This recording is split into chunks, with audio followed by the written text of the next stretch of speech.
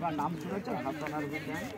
তাদের হাতের এবং পায়ের ছাপ ওই ঘরে রাখা আছে পশ্চিম পাত্রে আরও থেকে আনা। হ্যাঁ, কিন্তু মির্জাপুরের পরিবাররা আছে তখন বাঁধিতে বাড়িতে, এরা বংশধর।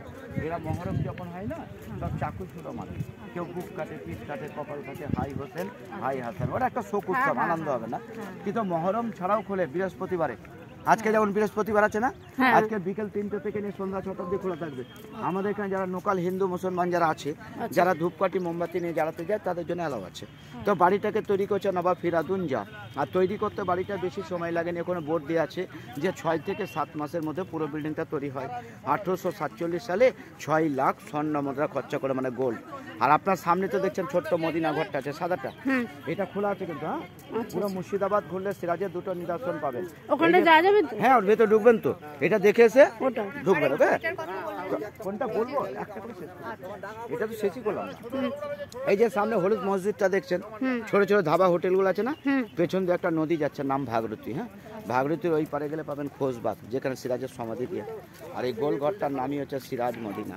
সিরাজদৌল্লা মুর্শিদাবাদের নবাব। হ্যাঁ, সাদাটা মদিনা বলা হয় তো, কারণ এখানে মক্কার মাটি আছে না। সিরাজদৌল্লা 1756 সালে যখন মুর্শিদাবাদের নবাব হয়, তো 1755 সালে সিরাজের দাদু আলীবর্দী খান হজ করতে গিয়েছিল মক্কা 1 বছর আগে।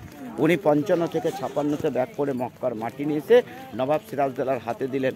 সিরাজদৌল্লা 56-তে যখন মুর্শিদাবাদের নবাব হলেন, তো এই মক্কার মাটি রেখে মদিনাটা নির্মাণ করলেন, আর ঘরটার নাম দিয়ে গেলেন সিরাজ মদিনা।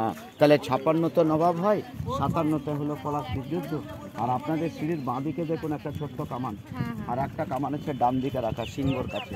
এগুলো কোনো যুদ্ধ করার কামান না।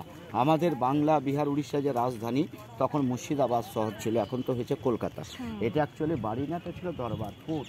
তাহলে এই কোর্টে কোন নবাবুর তো হুমায়ুন যা, মির্জাপুরের 5th জেনারেশন। ইনি যখন দরবারে উঠতেন তো 2 পাশ দিয়ে কামানগুলো ছেড়ে না নবাবদেরকে সম্মান জানাতেন।